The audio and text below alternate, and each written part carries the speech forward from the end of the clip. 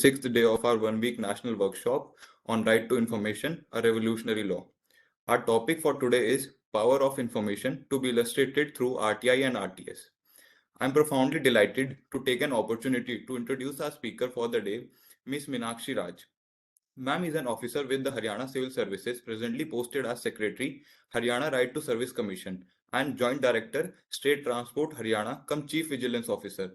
She has also previously served as a judicial officer in Haryana for 3 years. She pursued her BA Honours Sociology from Government College for Girls, Chandigarh, and passed out in 2004. She went on to study law from Delhi University. She served as a judicial officer in Haryana for about 3 years from 2010 to 2013. She resigned from the judicial services in 2013 to join the state civil services. She is also a regular visiting faculty at NGC Lal Bahadur Shastri National Administrative Academy, Mussoorie. She is also a member of the State Government Criminal Law Reform Committee. She has also been an assisting member of the Keshni Arora Committee to recommend on report of Prakash Singh on Jat agitation in Haryana. She is also the author of Urdu poetry book named Paigam-e-Sukhan, which was released in 2017 by Honorable Justice Anil R. Dave, retired Judge of Supreme Court of India. Now, with the permission of our respectful resource person, I would like to begin today's session without any further delay. I would request ma'am to take on the stage, please. Thank you, Parth. Am I audible? Yes, ma'am. Yes, ma'am, you're audible. So, good afternoon, everybody. I am very thankful to the Rajiv Gandhi National University of Law, Patiala, particularly Professor G.S. Bajpai ji, for having afforded me this opportunity to interact with so many bright young lawyers and people from all walks. As Dr. Gitika told me, I am thankful to Dr. Gitika as well for her patient coordination with me and all the participants. काफी लंबा पार्थ आपने परिचय दे दिया है. आपकी इस इज्जत अफजाई और हौसला अफजाई का शुक्रिया. As I could see from the invite, it has been a week-long workshop for all of you. काफी लंबा हो जाता है, तो मेरे से डरने की जरूरत नहीं है. मैं तो कवि हृदय व्यक्ति हूँ, तो कविताओं की और मौसम की बातें करती हूँ. मैं आपको पकाऊंगी नहीं, so please be rest assured on that count. आप में से अगर यहाँ कोई पोइट्री लवर्स हैं तो शायद किसी ने जॉन एलिया का नाम सुना होगा. I would like to give it a poetic start without getting too much into laws and provisions. अगर नहीं सुना है तो मैं बता देती हूँ. Jaun Elia was a poet par excellence. उनकी एक कपलेट है जो मैं कोट करती हूँ कि जो देखता हूँ वही बोलने का आदी हूँ, जो देखता हूँ वही बोलने का आदी हूँ, मैं अपने शहर का सबसे बड़ा फसादी हूँ. सो जब मैंने ये कपलेट पढ़ा था तो सबसे पहले मेरे दिमाग में जो ब्रेन वेव आते हैं ना, हम सबको ब्रेन वेव्स आते हैं, आप लोगों को भी आते होंगे. तो ये जब कपलेट पढ़ा तो मुझे ब्रेन वेव आया राइट टू इन्फॉर्मेशन के बारे में, कि जो देखता है वो बोलने का आदी है अपने शहर का. बिकॉज व्हेन इन्फॉर्मेशन, आपको किसी बात की इन्फॉर्मेशन होती है तो you get power over that situation. Francis Bacon ने कहा था 1597 में, information is power. Because only when you know a certain thing you can take any remedial or corrective measure in a given situation. तो वैसे मैंने कहा अभी कि जो लोग देखते हैं उसके बारे में बात करते हैं, आजकल कुछ नहीं भी करते हैं, बात बात पे सेडिशन का लॉ इन्वोक हो जाता है देश में. However, jokes apart, normally people talk about what they see. So जिन लोगों ने मार्क्स को पढ़ा है, they would know कि समाज में जब कोई चीज़ होती है, एक थीसिस होती है, एक एंटी थीसिस होती है, और उस सिचुएशन की एक स्ट्रगल, सोशल स्ट्रगल के बाद सिंथेसिस होती है. और इसका बहुत ज़्यादा एक लाइव एग्जांपल है फार्म बिल्स. फार्म बिल्स का जो आइडिया है गवर्नमेंट का, वो एक थीसिस है, उसकी एक एंटायर फोर्स है जो कि फार्मर्स का, because the farmers knew about it. मैं इसको इसलिए बता रही हूँ कि नॉलेज और इन्फॉर्मेशन क्यों पावरफुल है. एक साल से हम लोग देख रहे हैं कि फार्मर्स जो है they are agitating over this issue, and I hope that we get to see a beautiful synthesis of this entire situation where this deadlock is resolve and there is a viable and tenable solution to the problem. तो कोई this is the purpose behind quoting it की because the farmer bodies knew that this law is coming and probably they felt that it is not in their interest. सबको अपने interest की बात करने का हक है तो उन्होंने भी किया. सो therefore knowledge is power, information is power. क्योंकि हर इंसान को देखे जाने का डर होता है. We are all social beings, अगर हम सोशल बीइंग्स नहीं होंगे तो हम शायद, मतलब मेरे जैसे आलसी व्यक्ति तो नहाएंगे भी नहीं कि कोई नहीं देख रहा, पड़े रहो. तो हमें देखे जाने का, असेस किए जाने का और जज किए जाने का एक एप्रीहेंशन होता है, कॉन्सेप्ट है बैक ऑफ द माइंड में. मान लीजिए कि किसी को बता दिया जाए कि आप कुछ भी कीजिए, आपका कुछ नहीं बिगड़ेगा। और क्योंकि बंद हो जाए नहीं, क्योंकि दिमाग गर्ल से तो मुझे पता है कि बहुत जल्दी पहुंचती है। कोई आवाज आ रही है बीच में जी। No, it is fine. You can continue. Ji ji. So because absolute power corrupts absolutely, तो जब अगर किसी किन्हीं लोगों को X group of people are made to feel और आर गिवन दिस फीडबैक कि आप कुछ भी कीजिए, आप अपने एक्शंस के लिए रिस्पॉन्सिबल नहीं हैं, आपको अकाउंटेबल नहीं ठहराया जाएगा, तो लोग कुछ भी करने लगते हैं। यही यही के लोग जब यहाँ घूमते हैं तो हम थूकते हैं, हम लॉइटर अराउंड करते हैं, गन फैलाते हैं, but when the same set of people is sent to Dubai और से सिंगापुर, क्योंकि वहाँ पे आप सीसीटीवी में हैं और आप देखे जा रहे हैं और वहाँ पे लॉ का जो इम्प्लीमेंटेशन है वो स्ट्रॉन्गर है, the same set of people will not repeat that behavior because the state knows what you are doing and you know that the state knows what you are doing, है ना। पल पल देख एक टक देखती जाती है मुझको, अपनी नजरों पे कुछ नजर रखिए। सो बिकॉज पीपल नो कि हमें कोई देख रहा है, तो वो अपने बिहेवियर को अंडर कंट्रोल रखने की कोशिश करते हैं। Now, having said that, I would like to throw some light on the historical perspective in which India has evolved as a democracy over the years, you know. आप में से कुछ लोगों ने, किसी ने सुना है तो अपना हाथ खड़ा कीजिएगा। कुर्सी नवीस के बारे में सुना है? कुर्सी नवीस एक शब्द है, आजकल फेसबुक पे बहुत घूम रहा है। एनीबॉडी? नो? कुर्सी नवीस एक सर्टिफिकेट होता है, a person who is entitled to chair, you know, to sit in a government office in British times, pre-independence times, and for some time after independence also, the district magistrate used to issue the certificate of kursi navis to a person जिसके पास X status की degree होती थी और Y status की property होती थी, तो उसको असेस करके डीएम बताएगा कि ये आदमी किसी सरकारी ऑफिस में बैठने के लायक है कि नहीं।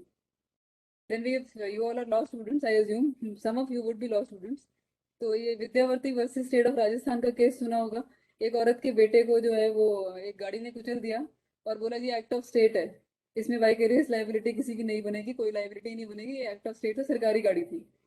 फिर एक यूपी का केस था, मेरे को नाम याद नहीं है केस का, उसमें बोला एक आदमी घर पे रेड किया किसी सेठ के घर पे, and they took away all the jewellery along the police party, the raiding party, और जब उसने मांगा तो वो तब तक बेच खाया था सब कुछ, तो बोला जी एक्ट ऑफ स्टेट है। तो courts had to intervene time and again to say नहीं, ये एक्ट ऑफ स्टेट नहीं है। So from that pervasive intrusion of the state in the lives of people, today we are here where government has empowered its citizens with acts like RTI and RTS. मैं तो practical example भी समझाऊंगी, आप सभी law students हैं, आप provisions खुद पढ़ सकते हैं एक्ट में से, कोई बहुत बड़ा एक्ट नहीं है, बड़ा फील की प्रैक्टिकल नॉलेज होने किसी भी एस्पेक्ट की और लॉ की ज़्यादा ज़रूरी है। जैसे कि अभी पार्थ ने बताया, मैं अभी Haryana right to service commission की सेक्रेटरी हूँ। इस कमीशन के एम्बिट में 546 सर्विसेज आती हैं 38 ऑर्गेनाइजेशंस की, जो कि 31 डिपार्टमेंट्स के अंदर आते हैं, जिसमें कि प्रेस्क्राइब टाइम लाइंस में एक नोटिफाइड सर्विस को देने के लिए, नोटिफाइड सर्विस क्या है? आपका ड्राइविंग लाइसेंस नोटिफाइड सर्विस है। यदि आपका घर बन गया है और आपको कंप्लीशन चाहिए, तो वो अर्बन डेवलपमेंट अथॉरिटी की नोटिफाइड सर्विस है। अगर मेरे घर में बिजली का मीटर लगना है, वो पावर डिपार्टमेंट की नोटिफाइड सर्विस है।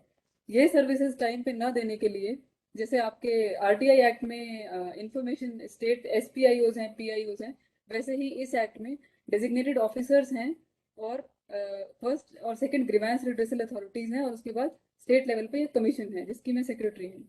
मैं ये क्यों बता रही हूँ? क्योंकि ये जो सर्विसेज हैं, ये आपके एक आदमी के लाइफ साइकिल को कवर करती हुई सर्विसेज हैं, बर्थ से लेकर के डेथ तक की सारे लाइफ साइकिल को कवर करती है। मैं पैदा हुआ, मेरा बर्थ सर्टिफिकेट, मेरा को स्कूल जाना है, मेरे मार्कशीट, मेरा आई कार्ड, मेरा ड्राइविंग लाइसेंस, मेरे घर की कंप्लीशन, मेरे घर में बिजली का मीटर, अगर मैं गरीब हूँ, मैं एससी विधवा हूँ, तो मेरे को मेरे बच्चे की शादी में मुझे स्टेट की तरफ से मुफ्त में 71,000 रुपये मिलेंगे। इस तरह की बहुत सारी सर्विसेज हैं, उनको विभिन्न डिपार्टमेंट्स के एक्ट्स में आइडेंटिफाई करके सर्विसेज को नोटिफाई किया गया है।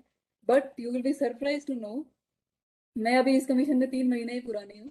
2014 में ये एक्ट बन गया था और 2014 में ही कमीशन भी बन गया था, लेकिन अभी हमने फील्ड विजिट्स करने शुरू किए because we felt, me and my boss, my chief commissioner, we felt that there is no awareness on the field about this act, कि कौन डेजिग्नेटेड ऑफिसर है, कौन सी सर्विसेज है, किसने देनी है।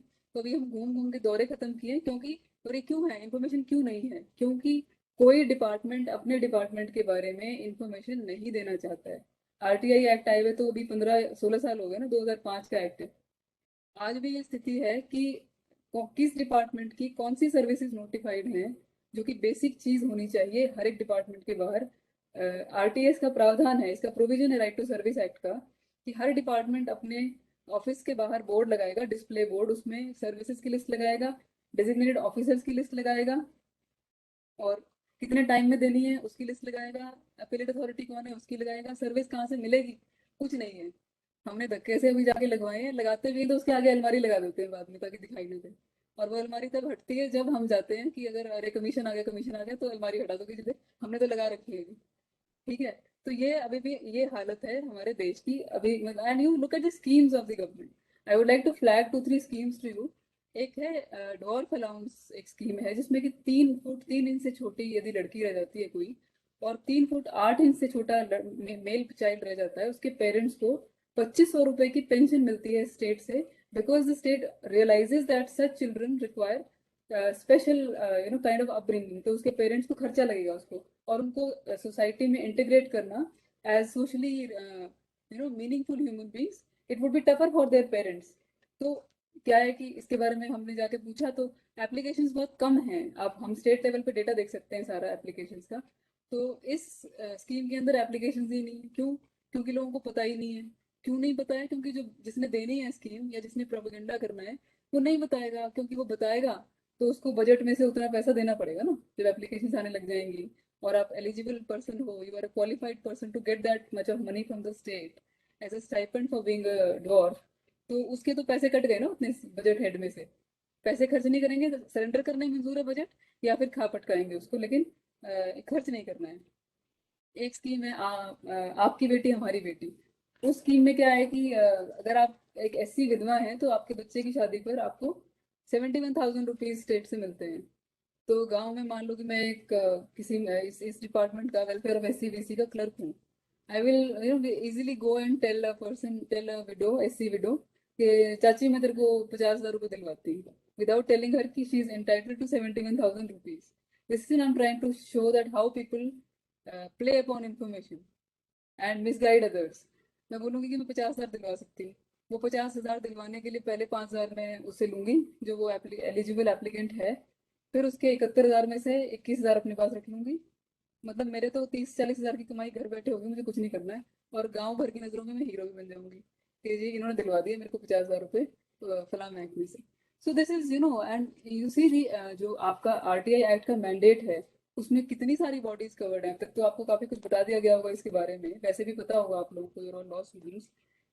सेंट्रल और स्टेट गवर्नमेंट्स की इवन सेल्फ फाइनेंस बॉडीज, जो आपकी अर्बन लोकल बॉडीज हैं जिनको हम स्वायत्त सेल्फ फाइनेंसिंग बॉडीज कहते हैं, they are also covered under the mandate of RTI. They are also accountable for the money they spend for whatever rules and policies they administer and make. And as per the RTI Act, every department or state institution is liable to host this information suo motu on their websites, display board, wherever, ताकि एक आदमी ना आए जो कहे, एक ऐसा कोई आदमी ना आ जाए जो बोले कि जी ये तो स्टेट की बॉडी ही नहीं है। हमारा जो खुद का हरियाणा का एक पब्लिक एडमिनिस्ट्रेशन का इंस्टीट्यूट है, जैसे आपके यहाँ पे पंजाब की एक अकेडमी सेक्टर 26 में है, चंडीगढ़ में पीसीएस ऑफिसर्स की ट्रेनिंग अकेडमी है। मुझे महात्मा गांधी ये institute of Magsipa, Mahatma Gandhi state institute of public administration, वो पंजाब वालों का, हमारा हिपा कहलाता है, Haryana institute of public administration.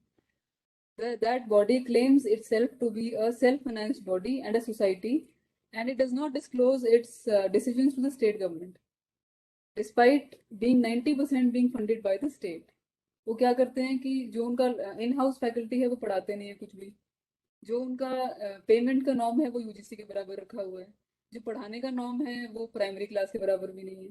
तो this is how lack of. मैं आपको दो चीजें बताती हूँ।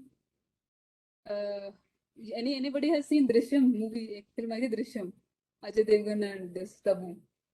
उसमें क्योंकि वो लास्ट तक किसी को बताता नहीं है, ये मैं power of information with holding का एग्जांपल दे रही हूँ, ना बताने का फायदा।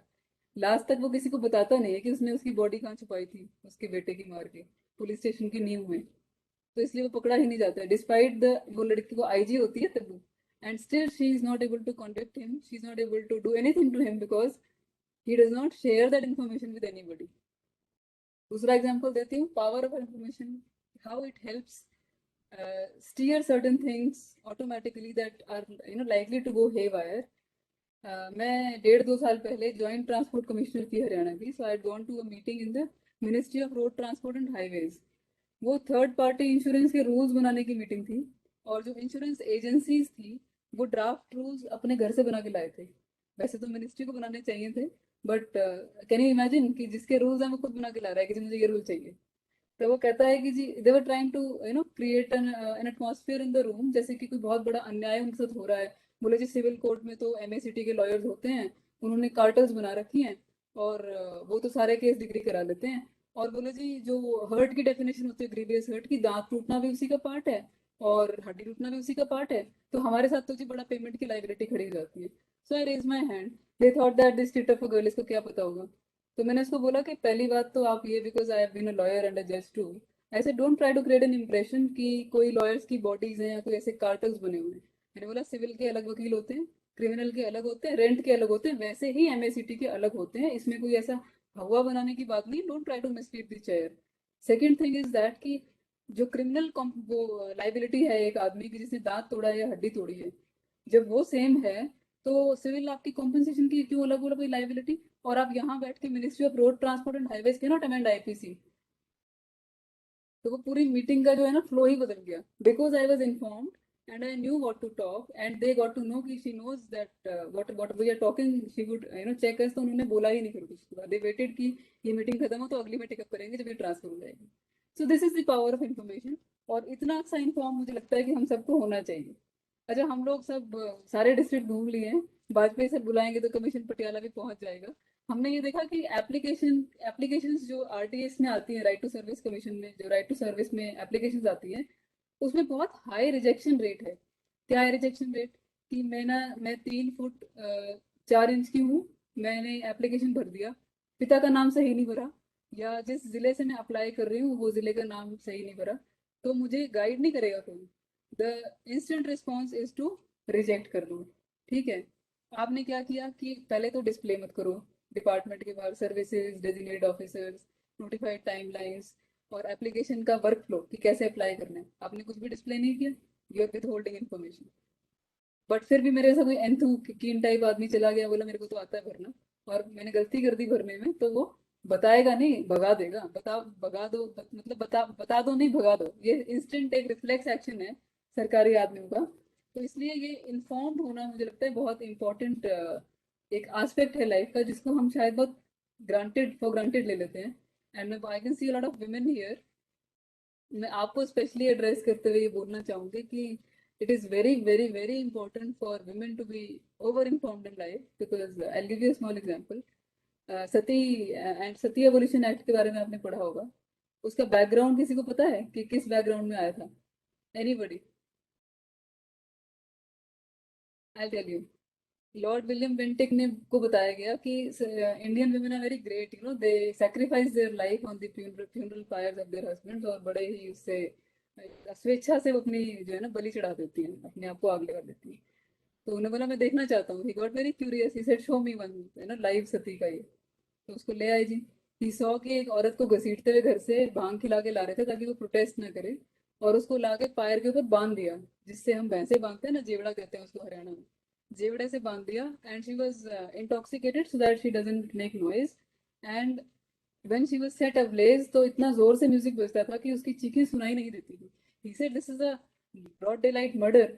सो he went back and he legislated that anti sati, जो आपका सती एबोलिशन एक्ट है, ईयर मेरे को याद नहीं है.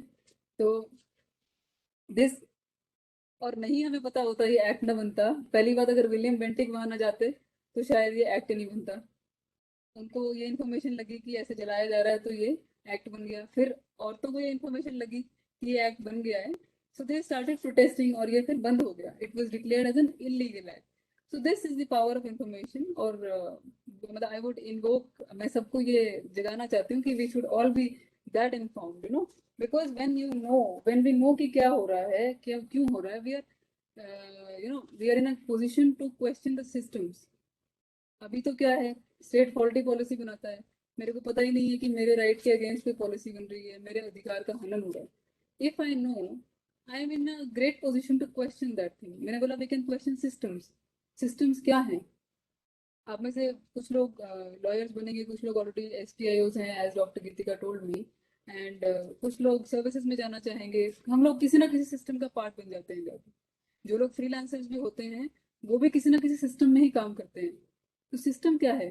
सिस्टम इज किसी भी लाइफ को सुव्यवस्थित तरीके से चलाने का एक तरीका है. System, you know, organise way of life is system. तो सिविल सर्विसेज देने के लिए लाइसेंस, राशन कार्ड, अटरम शटरम देने के लिए सिविल सर्विस बना दी.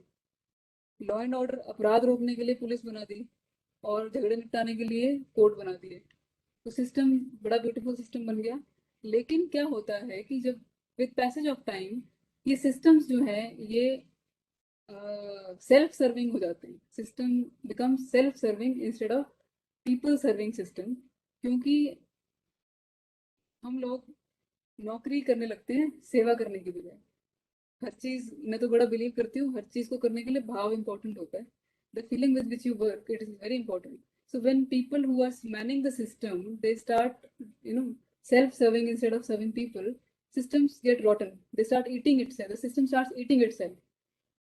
आप ब्यूटी देखिए सिस्टम की. मेरे ही पैसे से, टैक्स पेयर के पैसे से जो बिल्डिंग बनाई गई है, आपको वहां इसलिए बिठाया गया है कि आप मुझे एक सर्विस दे सकें. उस बिल्डिंग में मैं आपसे पूछ के आ सकता हूँ. आपके कमरे के बाहर एक बल्ब लगा देते हैं, अक्सर मैं भी लगाती हूँ. वो लाल रंग का बल्ब जल जाता है कि नहीं नहीं मैडम ने लाल रंग का बल्ब जला रखा है, अभी आप अंदर नहीं जा सकते, है ना. तो मैंने जुडिशरी के बारे में कुछ लिखा था, इसी रीजन फॉर रिजाइनिंग, वो प्रोफेसर वाजपेयी के पास कवरिंग लेटर में लिखा हुआ है. यहाँ से नहीं बोलूंगी, बड़ा विस्फोटक हो जाएगा. जिनको इंटरेस्ट है वो सर से जाके पूछ लेना और पढ़ लेना, जिसको इंटरेस्ट होगा. नहीं तो मेरे से बात करें, मैं बता दूंगी. तो अब क्या है कि सिस्टम हमने अरेंजमेंट इतना एनिग्मा बना दिया, सिस्टम को मिस्टिफाई कर दिया कि अरे फलां जा रहे हैं उनके, मतलब वी व्हाट वी सी, हम लोग सिर्फ परसेप्शंस पे चलते हैं. We see the outer part of system कि एक कोई गवर्नर जा रहा है, उसकी कैवलकेड जा रही है, फलां जा रहा है, एक आदमी के पीछे 4 पुलिस वाले चल रहे हैं. अंदर से सभी इंसान हैं. उनको बैठाया गया था इंसान की मदद करने के लिए. क्या यही सिस्टम था ना? लेकिन हो क्या गया है कि एक एक अगेन कोट पोइट्री, लेते नहीं हो मेरे हाले दिल का अब पता, जान गए हो कि तुम्हारे ही तो पास है. भाई तुझे पता है कि मेरी सैलरी तो पूरा टाइम पे आ जाएगी, मेरे मैं काम करूँ या ना करूँ, मेरा कुछ बिगड़ना तो है नहीं. तो बोला कि तुम भागो यहाँ से, मेरा तो लाल लट्टू जला रहेगा और तुम अंदर नहीं आ सकते. जब ये बहुत अत्याचार बढ़ जाता है, when system totally gets rotten, तो फिर ये watchdog institutions like right to information commissions and right to service commissions and right to information acts and right to service acts, ये they come into being. वैसे तो मैं एक state के commission की सेक्रेटरी हूँ, but and I am lecturing this bright audience on right to information act. But मैं इसको बहुत अच्छी स्पिरिट में नहीं लेती हूँ कि after about 75 years of being independent हमें ऐसे एक्ट्स और ऐसे कमीशंस बनाने पड़ रहे हैं. एक कमीशन क्या करता है, एक एक्ट क्या करता है कि एक आदमी को, पार्थ को, एक सर्विस दिलाने के लिए एक महकमा बनाया गया. उस महकमे से अपनी ही फाइल पे इंफॉर्मेशन लेने के लिए उसको एप्लीकेशन लगानी पड़ेगी RTI में पैसे देके. वो भी एक 10वीं पास बाबू बोलेगा भाग जाओ यहाँ से, आपकी तो एप्लीकेशन गलत है, आपका काम इसमें फॉलो ही नहीं करता, आपका तो सेक्शन 8 और 9 में कवर हो गया विदाउट इवन रीडिंग इट. हम लोग देखते ही होते हुए कई कई डिपार्टमेंट्स में मैं सेकंड अपीलेट अथॉरिटी रही हूँ, कहीं पे फर्स्ट अपीलेट अथॉरिटी भी रही हूँ RTI में. सो ये दुर्भाग्य है कि जो सिस्टम बनाया था वो काम नहीं करता है, तो वॉचडॉग इंस्टीट्यूशंस लगते हैं. और वो इतनी फनी सिचुएशन है कि अगर एनालिसिस करने बैठो तो एक आदमी जो कि पैसा दे रहा है उस ऑफिस को चलने के लिए, if you stop paying taxes, तो सरकार कहाँ से इतने सारे पैसे लाएगी इतने एक्सपेंसिव ऑफिस चलाने के लिए. तो जिस आदमी ने पैसा दिया उसी की फाइल पे इंफॉर्मेशन लेने के लिए पैसे देके इंफॉर्मेशन मांगता है जो डिनाई हो जाती है. ऐसे ही सिविल सर्विसेज से सर्विसेज दिलवाने के लिए एक कमीशन बनाया गया, एक एक्ट बनाया गया. अरे भाई, ये जब कभी हिस्ट्री में ये बात लिखी जाएगी कि इंडिया में सिविल सर्विसेज से सर्विस दिलवाने के लिए एक राइट टू सर्विस एक्ट लाया गया था और एक राइट टू सर्विस कमीशन बनाए गए थे, तो मुझे लगता है कि after about 40-50 years it will be a figure of fun. तो जो आप इंफॉर्मेशन मांगते हो उसको भी देने में डिपार्टमेंट को जोर पड़ता है, और सर्विस जो मांगते हैं उसको भी सबसे पहले इंस्टेंट रिएक्शन होता है कि रिजेक्ट कर दो. स्टीफन हॉकिंग की एक किताब है, कुछ लोगों ने पढ़ी होगी, ब्रीफ हिस्ट्री ऑफ टाइम। किसी ने पढ़ी है क्या? एनीबडी? खैर, ब्रीफ हिस्ट्री ऑफ टाइम में वो ये कहता है कि भाई नॉलेज जो यूनिवर्स की जितनी प्रॉब्लम्स हैं उनको सॉल्व करने के लिए हर चीज़ का नॉलेज होना इम्पोर्टेंट है, तो शायद ये प्रॉब्लम सॉल्व हो जाए। तो मेरे को मेरे किसी कोलीग ने बताया था, तो मेरे मुंह में बहुत ज़्यादा बोलती हूँ, तो मेरे मुंह से इंस्टेंटली निकल गया कि मैंने कहा यार, ऐसा होता तो मेरे को पता है कि मैं तेरे को चाकू मारूंगी तो तू मर जाएगा, बट नॉलेज से तो लोग नहीं रुकते ना, people commit murders. We know that if you pinch somebody उसको दर्द होगा, but do we stop pinching? तो नॉलेज, एम्प्टी नॉलेज कुछ भी उससे सिद्ध नहीं होता है। It is actually the empathy of your, the feeling of empathy in a person that makes him a good or a bad administrator, that makes him a good or bad part of the system. Empathy क्या है? किसी situation में हुए बिना उसकी समस्या को समझ पाने की शक्ति को एम्पैथी कहते हैं, कि मुझे चोट नहीं लगी है लेकिन अगर कोई दूसरा गिर गया है तो मैं उसको उठा दूंगा ये सोचकर कि उसको दर्द हो रहा होगा। ठीक है?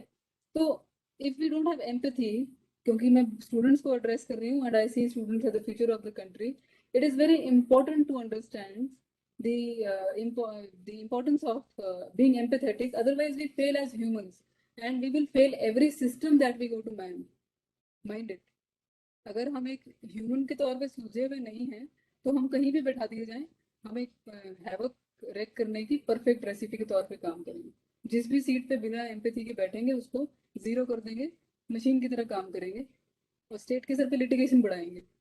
क्या होता है कि मैं supposing I am an administrative officer in women and child department. Somebody comes to me कि जी आपके यहाँ एक लाडली की स्कीम है और आप मेरे को, मेरी दो बेटियां हैं, मैं 2500 रुपये का हकदार हूँ, मेरी एज 45 से ज़्यादा है, ये मेरी एप्लीकेशन है। If I have no empathy for that person, I will say अरे तुमने 4 कागज ये नहीं लगाए, भागो यहाँ से। So from there I start feeling the state, the citizen, and I start feeling myself also as a person. अब क्या होगा? जिसका केस मैंने रिजेक्ट किया है, that person goes into civil case against the state कि जी मेरा आपकी ये स्कीम है, मेरा ये केस बनता था और इन महोदया ने मुझे गलत तरीके से, आर्बिट्री तरीके से बदतमीजी करके भगा दिया। ये टॉर्ट का मसला भी बनता है और ये एक सिविल केस भी बनता है। ठीक है? तो लेकिन हम जब कर रहे होते हैं तो most of us do not think about it, क्योंकि दूसरे आदमी को पता नहीं है। Information is power, because the other person if he knows then you can't behave like that. When we know a person knows, तो हम अपने आप को बड़े उसमें रखने की कोशिश करते हैं, कायदे में और तरीके में, है ना? तो I am happy to share, इस मंच के माध्यम से मैं आपसे शेयर करना चाहती हूँ कि Haryana right to service commission ने एक ऑटो अपील सिस्टम को डिवाइस किया है। इट्स अ सॉफ्टवेयर जिसमें ये जो हमारे सर्विसेज के केसेस हैं, जैसे ड्राइविंग लाइसेंस मिलने का टाइम 30 डेज का होता है, तो जैसे ही 30 दिन होंगे तो एक ऑटो अपील के माध्यम से next first grievance redressal authority के पास केस चला जाएगा। Applicant can just apply and go home and sleep and forget about it, और उसको एक एसएमएस से अपडेट जाएगा कि आपका केस, क्योंकि आपके डेजिग्नेटेड ऑफिसर ने विद इन नोटिफाइड टाइमलाइंस नहीं किया है, तो आपका case first grievance redressal authority के पास स्टेट ने ही फ्लैग कर दिया। And I would also request your attention to this fact that in the country till date there is no such software which is a pre-litigative strike on civil matters जहाँ पे state applicant के behalf पे appeal raise कर रहा है। अभी तक आपने देखा होगा, जो लॉ स्टूडेंट्स हैं वो समझ जाएंगे कि स्टेट सिर्फ क्रिमिनल मैटर्स में अपील में जाती है। यहाँ पे स्टेट अपील में जा रही है अपने ही ऑफिसर के सामने लिटिगेशन स्टार्ट ना होने देने के लिए कि भाई आपको ये काम इतने दिन में करना था और ये काम नहीं हुआ है, तो नेक्स्ट अथॉरिटी पे वो फ्लैग हो गया है। So I hope to bring down certain कुछ लिटिगेशन हम स्टेट का कम कर पाए, ऐसी मैं उम्मीद करती हूँ। जिन लोगों को देखने में इंटरेस्ट है, they are most welcome to come to our commission. ये हमारी तरफ से एक छोटी सी कोशिश है कि जो ये छोटे छोटे केसेस हैं कि मेरा कंप्लीशन सर्टिफिकेट नहीं मिला, मेरा मीटर खराब हो गया, इन्होंने रिप्लेस नहीं करा, मेरी रीडिंग गलत आ रही है, इन्हीं बातों के सिविल केसेस बनते हैं ना। कोई लोग इंटर्नशिप अगर सिविल कोर्ट्स में कर रहे हैं तो आपने देखा होगा कि इन्हीं बातों के केसेस बनते हैं बाद में। अभी क्या है, मेरा घर बनना था वो, और इतने जिद्दी होते हैं ये सरकारी दफ्तरों के क्लर्क कि अपना पॉइंट प्रूव करने के लिए कोई भी पॉलिसी, कोई भी रूल उस पर बता देगा कि जी इस रूल में कवर नहीं है इसलिए हम इसको नहीं दे सकते। और वो अगर केस हार गया तो बोलेगा जी अपील में जाइए, पहली अपील हार गया तो बोला जी सेकंड में जाइए, और सुप्रीम कोर्ट की क्यूरेटिव में जाके मानेगा उसको। मैक्सिमम लिटिगेशन स्टेट की इस पे होती है एस्पेक्ट पे। So we are trying to bring down that thing from our side.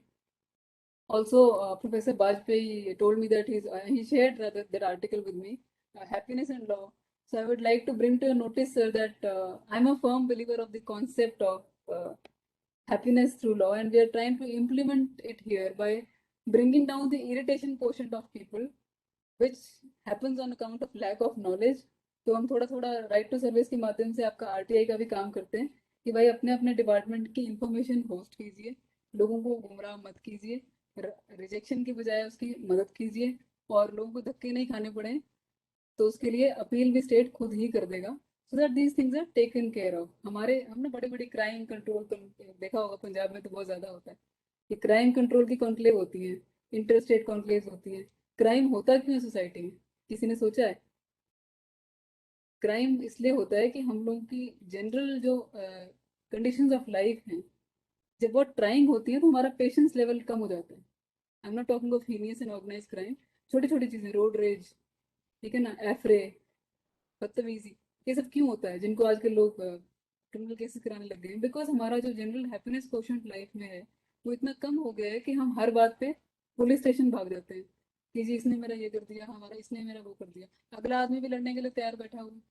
So with better information and better service delivery mechanisms, I am very hopeful of bringing in an era where we live in happier times, because I feel that happy societies are crime free societies, and they are ever evolving and better evolving societies. And I with the hope that through all of you here I will see a happier and better India. I rest my case, and I'm thankful to you all for being a wonderfully patient audience, and thank you one and all. Thank you very much.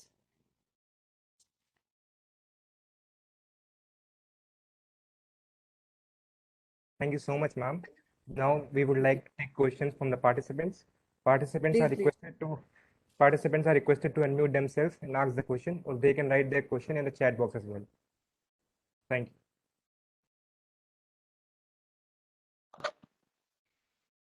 Ma'am, if I may. Please. Ma'am, as we all know, there has been an amendment to the RTI Act, and we're today dealing with the topic that we're dealing with. In this context, I would like to ask that, ma'am, to some extent, we need to agree to the fact that the power that RTI actually had to change the society or to change the functioning in general, it has been reduced or at least tampered with to a certain extent, be it in terms of the power that we had to use the RTI as a tool, or be it the power that the CICs and ICs had to deliver that information to us and serve the society in general. Ma'am, what are your opinion, your thoughts and opinion on this? Tanisha, I'm very thankful to you for asking this question. I was just waiting कि कोई इसको bring up करेगा.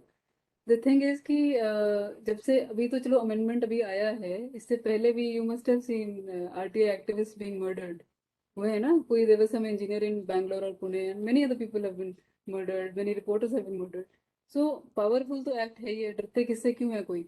अगर मैं कोई, if I'm a nobody, if I'm not doing anything, जब मैं कुछ नहीं कर रहा तो मुझे कोई कुछ नहीं करेगा. It's only when I'm rubbing a certain powerful people on the wrong side where they don't want to be rubbed against, so naturally they'll get after me. But as you know, again, it's your own thing. If you are committed to a certain agenda, if I'm committed to teach you in this manner, I shall speak freely. Not many people who are serving the state governments will talk this candidly. और हम मेरा ऐसा वो रहा भी है कि जहाँ जहाँ पोस्टिंग रही है, तो I've also had to face certain hurdles for being a blunt speaker, but then I am what I am, and you can transfer me. तो ये तो होगा, सरकार को शौक होता है लॉ बनाने का, और जब वो ज़्यादा अपने उस पर फुल स्विंग में काम करने लग जाता है, वो लॉ और वो एक्ट, उसकी implementation does not suit certain quarters, तो इतने प्रेशर्स तो फिर आते हैं. And because government is a giant which has to take all opinions together and all people in its umbrella, so these amendments are carried out, and we all understand the actual thing that goes behind the curtains. But still I feel that due to certain people who are that committed to deliver within that limited space that they are allowed, they'll do their job. जिसने नहीं करना उसने पहले भी नहीं किया. बहुत लोग आए और रह के चले गए, जब अमेंडमेंट नहीं था तब भी एक्ट चला है और अपनी फुल स्विंग पे चला है, और यदि चलाना है किसी ने तो वो अब भी चलाएगा उसको. This is what I feel about it. Ma'am, just a follow-up question. So we have not, definitely activists and people have opposed the amendment, but we've still not seen an active opposition. It's 20, we're in 2021 right now. The amendment came in 2019. People are opposing it, but nothing has been done. The amendment has been implemented. So I believe to some extent people are opposing it, but they don't really want to do anything about it. They just want to sit back, complain, and they don't want to take active steps to curb the issue that is at hand. Absolutely. मैंने बोला information is power, knowledge is आधे half the people don't know. आधे जिनको पता है उनको पता नहीं है कि क्या करना है, और आधे जिनको पता है कि क्या करना है वो करना नहीं चाहते हैं. तो तुम्हारा जो सवाल है ये इसलिए this is the background of this thing, if I have correctly summed it up as I see it, कि half the people don't know, the rest half, those who know don't know what to do, and those who know what to do will not do what they have to do. So still I'm an optimist. I see the I like try to see and try to show the happier part of things to people, and I like to see that myself. I still feel that there is a ray of hope at the end of the tunnel, and जो चीज़ें available है ना, जो best resources हैं, उसमें से भी हम बहुत अच्छा चर्न आउट कर सकते हैं आउटपुट, प्रोवाइडेड कि जितना है उतने को भी करने की हमें अकल हो. डूबते को तिनके का सहारा होता है ना, तो जिसको आती है तिनके की सवारी करनी वो कर लेगा. Yes, ma'am. Thank you, ma'am. Sangeeta ma'am, Gitika ma'am, you please. Hello, ma'am. It was very interactive session. I hope I am audible. जी बिल्कुल. Hello. Ma'am, I just want to ask one question. Like it's a practical one. Like when we talk about PIOs, they always try to put everything under Section 8. And on the other hand, if that goes to CIC, then they want to give every information to the people, right? Don't you think they both have the same authority, and at the same time they have a different approach for the same act? Getting this point, sir? So why there's no, why they are not acting as the same, because they all in the same chain and handling the same questions. मैं बताती हूँ. मैंने अभी हमने जैसे मैंने बताया था, राइट टू सर्विस कमीशन में सेक्रेटरी लगे हुए मुझे अभी 3 महीने हुए, 3 months, and we have travel to 22 districts of Haryana. 22 districts काफ़ी ज़्यादा होते हैं 3 महीने 1.5 महीने में ट्रैवल करने के लिए. तो मैंने जगह जगह पे यही बोला है कि जब हम किसी ऑफिस में जाते हैं तो हमें चाहिए VIP ट्रीटमेंट, 7 स्टार ऑफिस होना चाहिए, है ना, AC चलता. मेरे को DL बनवाना है, सारे कागज पहले से तैयार होने चाहिए. लेकिन जब मेरे दफ्तर में कोई आदमी आएगा वो DL बनाने के लिए और पूछेगा कि जी बहन जी कौन से कागज लगेंगे, मैं बोलूँगी ये तो रिसेप्शन है, भागो यहाँ से. So this mentality, we are not able to get out of it. ये जो आप कह रही हैं कि एज SPIO वो नहीं देगा और जब CIC का डंडा पड़ेगा या फाइन लग जाएगा तो पूरा इतना मोटा पोथा मिल जाएगा आपको, ये उसी मेंटालिटी का एक रिफ्लेक्शन है. बिकॉज ये एम्पैथी जो बोला है मैंने, इसका यही बैकग्राउंड था कि भाई आप ये समझिए कि एक आदमी कहीं से अपने घर से उठ के आने का किसी को शौक नहीं है. आप इतने खूबसूरत नहीं है कि आपको देखने को चल के दफ्तर में आ रहा है. यदि कोई आदमी आ रहा है उसको कुछ काम है तभी तो आ रहा है ना. लेकिन हम इतने अपने उसमें मगरूर हैं, हम लोग इतने, we are so drunk on our power. और पावर ये नहीं कि मैं अफसर हूँ तो उसकी पावर. हिंदुस्तान में कोई सरकारी ऑफिस का चपड़ा, आज प्राइवेट भी, नॉट ओनली सरकारी, कोई भी कहीं बैठा हुआ है वो ऐसे खलीफा बन जाता है कि नहीं this can not be done. I tell you an example. मैं फैब इंडिया में ऐसे शॉपिंग करने की बड़ी शौकीन थी अंडरलाइन, क्योंकि अब नहीं जाती. ठीक है. वो सेक्टर 17 में मेरे ऑफिस के नीचे बड़ा शोरूम है उसका, बहुत बड़ा. मैंने 2 परचेजेज रिटर्न करी तो वो भाई मुझे कहता है कि जी आपकी, क्योंकि 2 अलग अलग परचेजेज हैं, आप इस कंबाइंड वैल्यू का कुछ नहीं खरीद सकते. आप 2 चीज़ें लेंगी जो अलग अलग वैल्यू की. I said you talk to somebody, it can be sorted out, है ना. मेरा पैसा है, मुझे कैसे खरीदना भाई, इतना तो मेरे को परमिशन दे दो. बोला no we can not talk. तो मैं उसकी प्लेटिनम कस्टमर थी क्योंकि मैं डिफॉल्टर शॉपर हूँ. तो I spoke to somebody and it got sorted out. तो ये दरवाज़ा ही किसी का मुंह बंद कर देते हैं कि नहीं हो ही नहीं सकता, आप भाग जाइए यहाँ से. जब उसको डंडा पड़ा अपने बॉस का तो बोला यार तुम कस्टमर खराब करोगे, तब उसने कर दिया भाग को. यही हमारे सब हर आदमी का एटीट्यूड है, चाहे प्राइवेट है सरकारी है. We do not empathise. मुझे शौक नहीं था वापस जाके करने का, मुझे फिट नहीं हुआ तो I go back and return it. लेकिन वो रिटर्न में भी issue. So only when we start empathising with people these problems will reduce in the society. If the SPIO thinks कि अगर कुछ मांग रही है तो कुछ चाहिए होगा इनको, कोई समस्या होगी इनकी या इनकी कोई एप्लीकेशन होगी जो ढंग से एड्रेस नहीं हुई होगी, तो then this problem will not happen. लेकिन जब सैलरी से पैसे कटने की बात आती है तो बोलेगा यार जो सेक्शन 8 और 9 में कवर्ड है वो भी ले जाओ. Now I am not bothered. So this is the thing. I can see some questions in my. Kunal, you have a question? Yes, ma'am. Ma'am, we often see that in the authorities there is a delay in giving the information, and the same is similar to the lines कि भला कोई वादा खिलाफी की हद है, हिसाब अपने दिल से लगाकर तो देखो, कयामत का दिन आ गया रफ्ता रफ्ता, मुलाकात का दिन बदलते बदलते, and the same is happening in RTI. कि कयामत का दिन आ गया रफ्ता रफ्ता, हमारी इंफॉर्मेशन का वेट करते करते. So how can RTS and judiciary help in this? Though because there are provisions for penalizing the Yes. officers for this, but those are not been implemented or used. जैसे मैंने बोला अभी कि ये 2014 से ये कमीशन बना हुआ है, एक्ट बना हुआ था, और 2021 तक सिर्फ 21 अपीलें डिसाइड की थी right to service commission Haryana में. But thankfully we have a very vibrant chief commissioner now who has issued more than 250 suo motu notices in last 3 months, and we have also traveled to all the districts. ये तो see, one very unfortunate thing in government is that all the offices are person driven.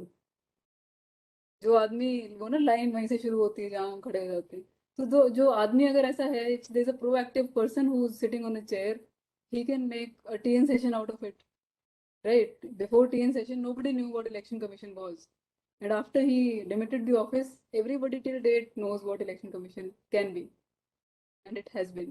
ठीक है, so it is very person specific. So but things one again, you know, people don't know.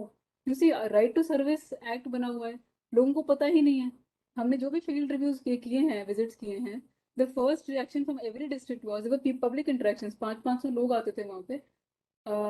80% of public would not know that there is such act. बोले जी हमें तो scheme ही नहीं पता है, हमें तो ये एक्ट ही नहीं पता है. तो ये इग्नोरेंस जो है ना, ये भी बहुत बड़ा एक अपराध है मुझे लगता है. सो I don't know if I have been able to answer this to your satisfaction, but these are very complicated and complex issues. You know, it takes a lot of realization on part of every stakeholder in the system to bring it to a full swing. And then we need a person to pass it on to. जब हम जाएंगे, मैं retire हो जाऊंगी, मेरे boss retire हो जाएंगे, या कोई यहाँ से मैं ट्रांसफर हो जाऊंगी, तो जो आएगा वो भी उतना इंतु होना चाहिए कुछ वो काम करने के लिए, उसकी commitment. A lot of host of factors that influence it. There are a few more questions written in the chat box. The first question is, ma'am, could you please set Hello. Hello. जी Yes, sir. please. Yes, sir. Please go ahead. Hello. हाँ ma'am. जी yes, मेरे को एक चीज पूछनी है कि ये पेंडेंसी जो है इसमें, इसको कम किस तरह से करा जा सकता है. पेंडेंसी केसेस में जैसे फाइनल हियरिंग होती है तो उस टाइम पेंडेंसी काफी रहती है, आप पहले कम कैसे. प्लीज.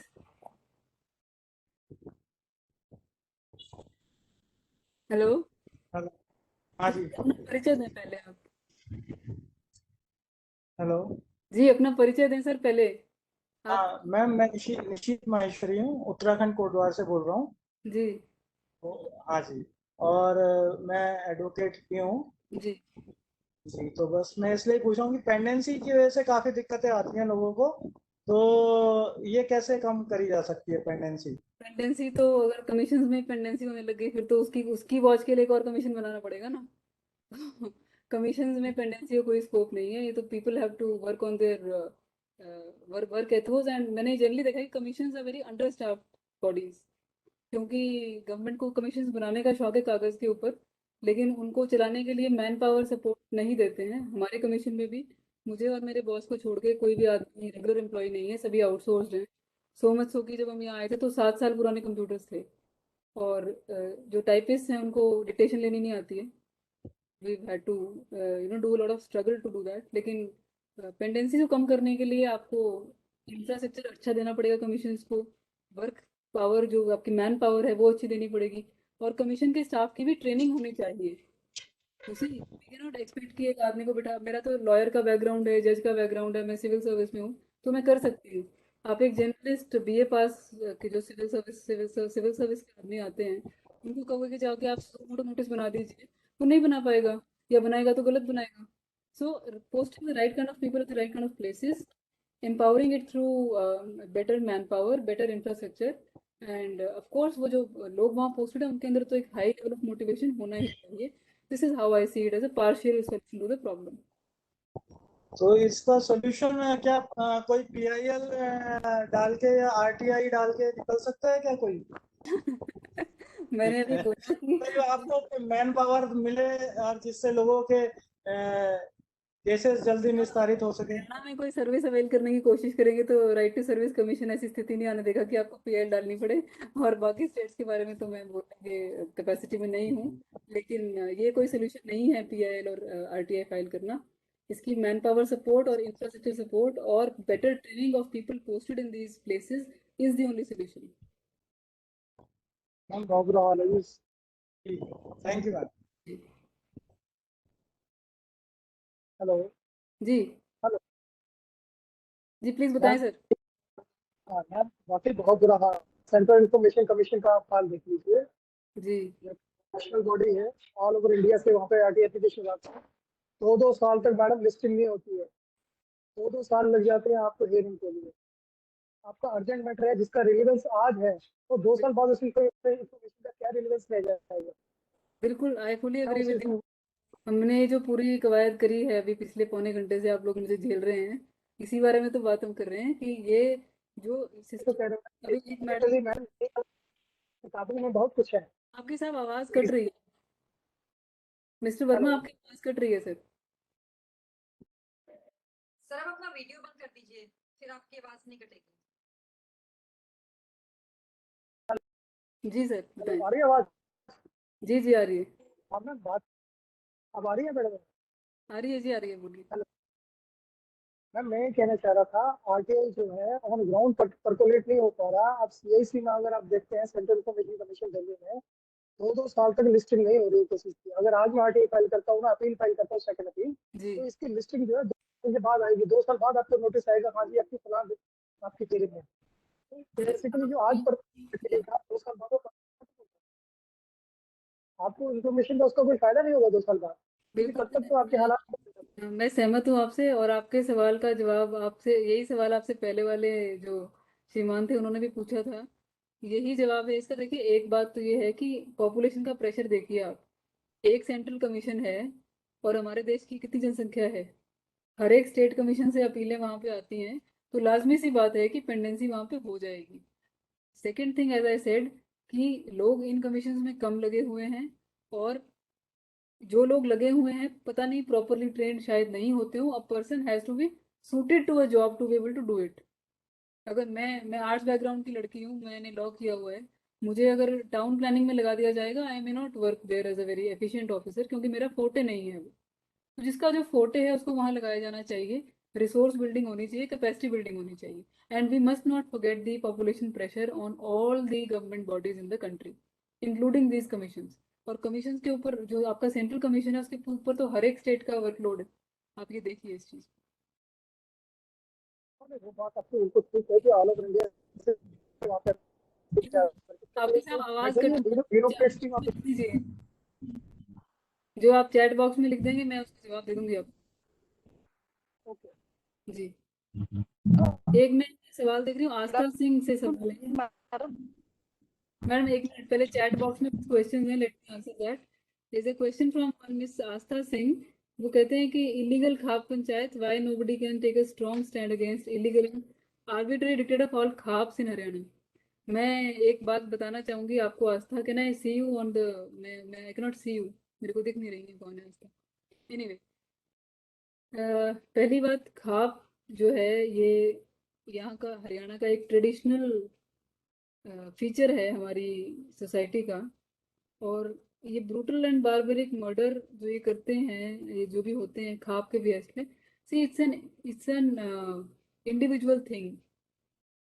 यू सी, कोई खाप कोई कॉल देती है अगर कि हम हमारे बिरादरी से बाहर जाके शादी कर लिया, ऐसा कर लिया, मैंने कभी ऐसा विटनेस नहीं किया है, मैं आपको आइडिया से बोल रही हूँ।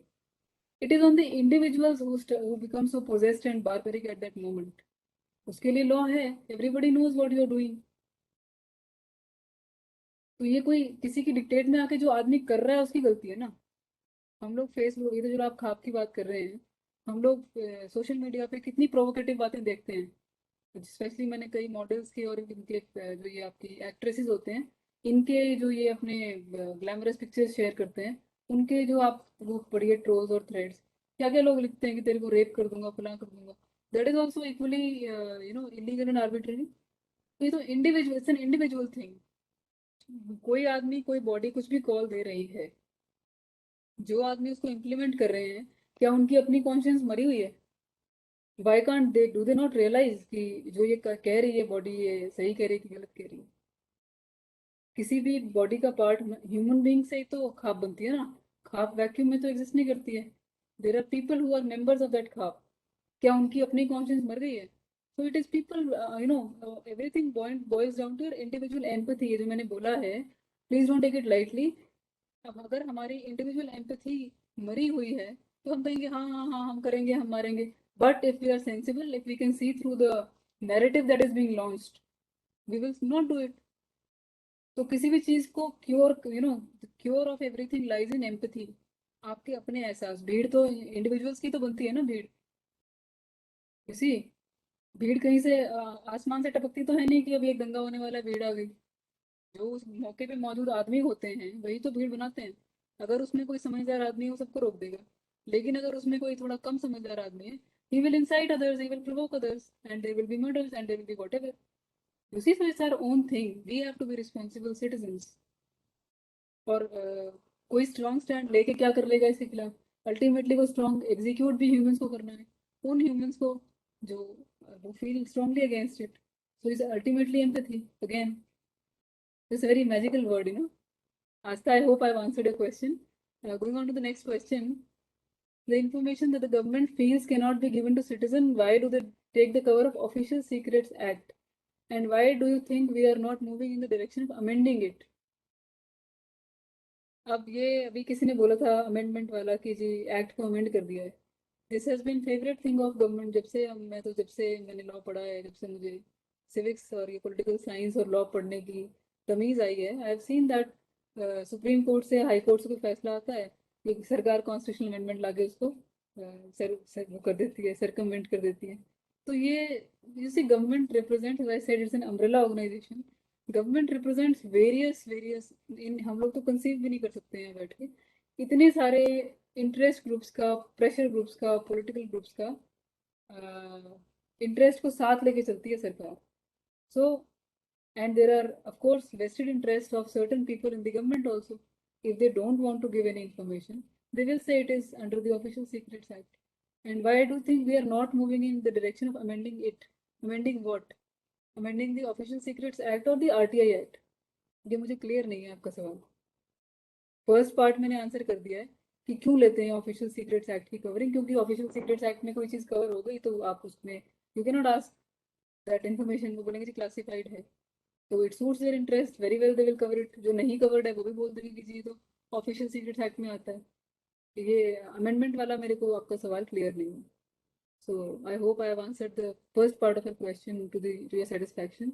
If I haven't, you can email me और contact me later on, we can discuss at length. Next question is by Ankita Singh, जो ये कहती हैं कि the information the government feels can not be given to citizens, why do they take the cover of official? अच्छा, ये हो गया। Then, since you talked about empathy, what are the steps that can be undertaken in order to develop a model of empathy in the government? Well, I just gave you a very good example of auto appeal software. You can come and study it.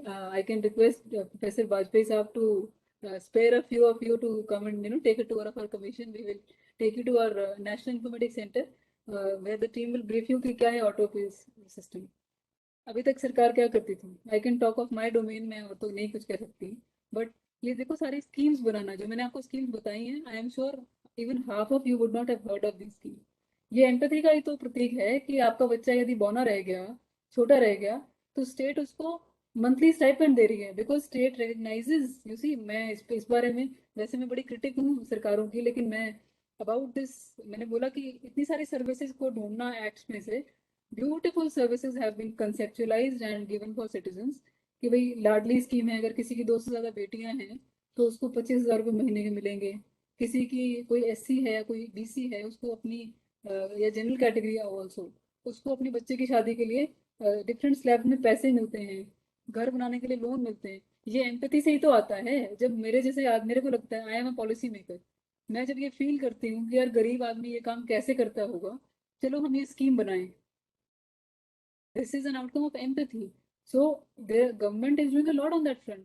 Now we're bringing the systems like an auto appeal system that raises the appeal for delivery of service before the second grievance redressal authority without the case even having turned into a court case. To my mind, this is the biggest example of government empathy. मुझे ये feel हो रहा है कि ये पार्थ तंग हो जाएगा जब ये सर्विस इसको टाइम पे नहीं मिलेगी, गीतिका मैडम तंग हो जाएंगी, तो मैं ही स्टेट ही अपने बिहाफ पे आपके बिहाफ पे अपील कर देगा, आप घर पे सोते रहिए और आपको हम SMS भेज के इन्फॉर्म भी करेंगे कि आपके केस में ये डिसीजन हुआ या ये नहीं हुआ, क्यों नहीं हुआ या क्यों हुआ. So I think I think of it as a great outcome of great empathy जिसने भी conceptualize किया होगा इसको. Going on to the next question. You can contact me for awareness about RTS Act. ये आर्या पाठक जी का सवाल है कि ma'am there is not much awareness about RTS Act amongst the masses. So what exactly can be done to increase the awareness that has officers initiated any efforts to do same? भाई हमने बताया कि हमने जितने हमारे अंदर departments इस commission के अंडर आते हैं 38 डिपार्टमेंट्स आते हैं, सबको बुला के रिव्यू मीटिंग्स कर दी. हर एक डिस्ट्रिक्ट में जाके आए हैं जहाँ 500-500 लोग हमारी हियरिंग्स मतलब हमारी पब्लिक एड्रेस सुनने आए हैं. वहाँ पे सारे डिपार्टमेंट्स की परफॉर्मेंस को रिव्यू किया गया है, लोगों को स्कीम्स के बारे में बताया गया है. बाकी ज़्यादा जानने के लिए तो मेरे पास आना पड़ेगा भाई आपको इसमें. So moving on to the next question.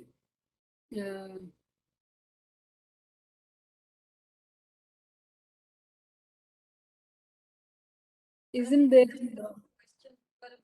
Yes, yes, ma'am. The next question is from Prabjot Kaur.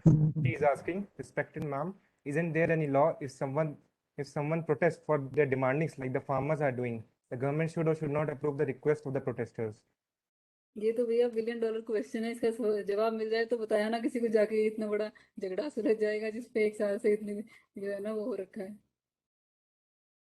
Ultimately तो it's to my mind it is in any democracy जो ये कोई भी रूल या कोई एक्ट बनता है, लॉ बनता है, it is for a group of beneficiaries, and if the beneficiaries don't want it, they have all the right to protest. But then the government also is partially right in its stand कि भाई ऐसे तो हर एक law का विरोध होने लगेगा ना सड़क पे बैठ के.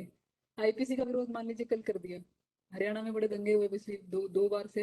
एक जाट आरक्षण हुआ था, उसके बाद वो राम रहीम के चक्कर में एक आरक्षण यहाँ हुआ था बाबा राम रहीम के डेरा सच्चा सौदा के जो लोग जानते हैं वो जानते होंगे. तो वो उनके विरोधी बैठ जाएंगे कि जी IPC को आप अबॉलिश कर दीजिए. तो क्या ये संभव है? तो दोनों ही बातें हैं. तो ये आपका सवाल है कि is there any law if someone protests for their demandings the government should or should not approve? अभी तक तो मैंने कोई ऐसा लॉ सुना नहीं है, लेकिन यदि आपको मिलता है तो please tell somebody in the places that matter. शायद ये डेडलॉक सुलझ जाएगा. So I think this is it. We have no more typed questions here. I think Padmavati ma'am want to ask something. Padmavati ma'am, please continue.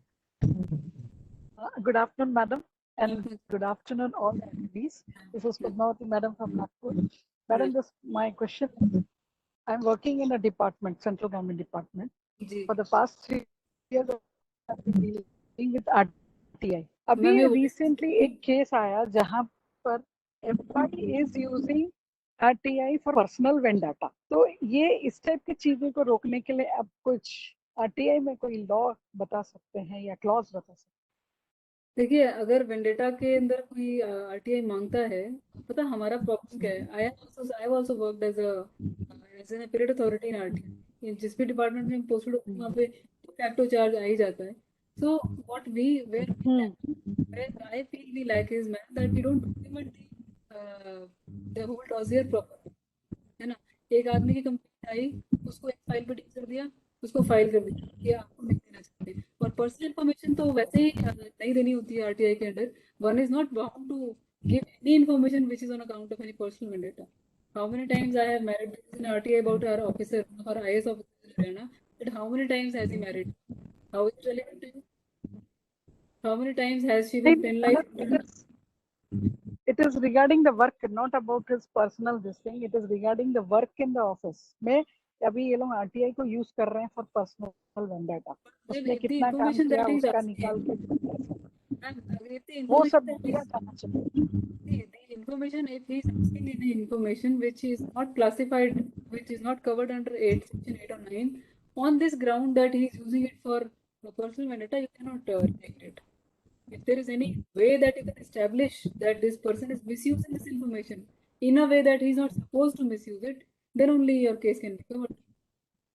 वो तो खुलेआम challenge कर रहा था, मैं आरटीआई डालूंगा, इसने इसको यूज करना ऐसा चाहता मांगा है. RTI. There is another angle to it that if the people against whom he wants to use it or misuse it, if they haven't done anything, then go scot free. Let him try his best. है ना? Okay. वो बाहर वालों के जरिए से कर रहा, जो इंटरनल ऑडिटिंग वगैरह होता है वो वो उसके थ्रू ऐसा करवा. Ma'am, whatever he is doing, let him do it. If the people against whom he is asking that information haven't done anything, if they are clean in their dealings, he'll not be able to harm them in any way. I'm very sure. Okay. There is no specific rule to stop this type of misuse, no, madam? If the information is not covered, Thank you so much, ma'am. So if there are no more questions, I would like to conclude the session. So on the behalf of Rajiv Gandhi National University of Law, I would like to thank Ms. Meenakshi Raj, Secretary at Haryana Right to Information Commission, for taking out time to interact with the participants and discuss upon the topic, the power of information, to be illustrated through RTA and RTS. I hope that the participants have been greatly benefited from your thoughts and insights. I would also like to thank our faculty coordinator, Dr. Geetika Walia, Dr. Shruti Goyal, and Ms. Sonika for successful organizing today's event. Lastly, I would like to thank all the attendees for making it a fruitful and interactive session, and look forward to continuing the participation in the other event as well. With that said, I would now like to bring the event to a close. Thank you so much. Stay safe and stay healthy. The participants and thank you, ma'am. Thank you so much. Thank you. Thank you.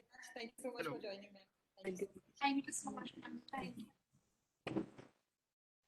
All right. Thank you so much, all the participants. So the last day to go. We will see each other tomorrow at 2 o'clock again. So thank you so much. Actually, I'm in another meeting, so मेरा camera थोड़ा हिल रहा होगा.